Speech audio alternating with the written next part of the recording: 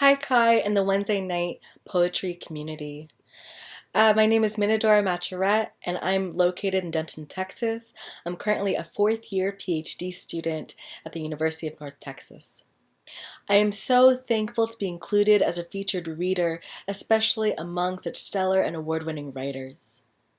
A lot of my writing centers around disability, the female body, grief, and intergenerational trauma. I'll be reading 4 poems today, 2 from my chapbook, Love Me Anyway, from Pork Belly Press. As you can see, it's absolutely gorgeous, and the really cool thing about these chapbooks and this press in particular is that everything is hand-bound and hand-stitched, which makes it even more special. And I'll be reading 2 other poems from my manuscript in progress. The 2 I'll be reading from my chapbook are called Grief as Memory as Belongs to the Daughter and Self-Portrait as Mythos. Grief as memory as it belongs to the daughter. The room held you, white sheet, thin, almost too frayed to cover you.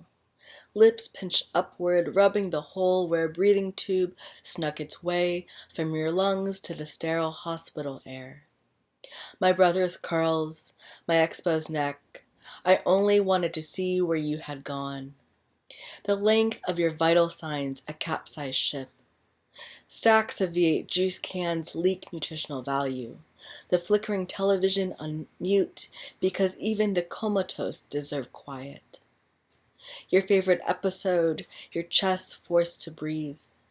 3 weeks prior, I hate you and I wish you were dead. We were full of anger. Yours blossomed treacherous, burrowed deep in your cells waiting. Then, your skin a color brighter than white, you became the room. Now the second poem, Self-Portrait as Mythos, deals more with chronic illness and an attempt to understand the body that is no longer what feels human-like. Self-Portrait as Mythos. Demeter reminds me there's winter in my hair. Patchy nests of curls slumber as roses tangle sickness to roots that plunge into breasts milk dry and heavy. Fat cells develop ghost stories of toxins and waistlines tight and humid with porcupine. Quills trace where organs should be. My abdomen is decomposing. My womb bore the tundra, Arctic foxes born of cystic eggs, a screeching bark, like a mouth too big for its teeth. The world forgot my tongue is full of the dead. Now, the other 2 poems that I'm going to share today are from my manuscript in progress, which is working through generational trauma and the effects of epigenetics, especially as the granddaughter of a Holocaust survivor. The 2 poems I will be reading are called Remembering the End of the World and Session 245, The Psychologist Asked Me to Define Epigenetics. Remembering the End of the World.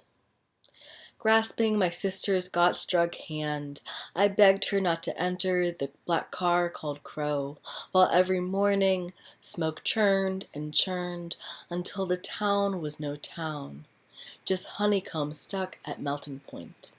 The ash tasted of bees and roses at the start of decay, while food was promised in wheat stalks bent to barren soil. Mothers sang Shema Yisrael, eyes uncovering God's silhouette. While a hive becomes a swarm, a pheromonal alarm, a thrum of departure. During the roundup of prayer books, the roundup of bodies, the roundup of gold teeth. After the first glass shatter, the first tattoo thrash, the rabbis hide. And the neighbors refuse, and my sister did not believe me, and my parents escaped their bomb-splintered train.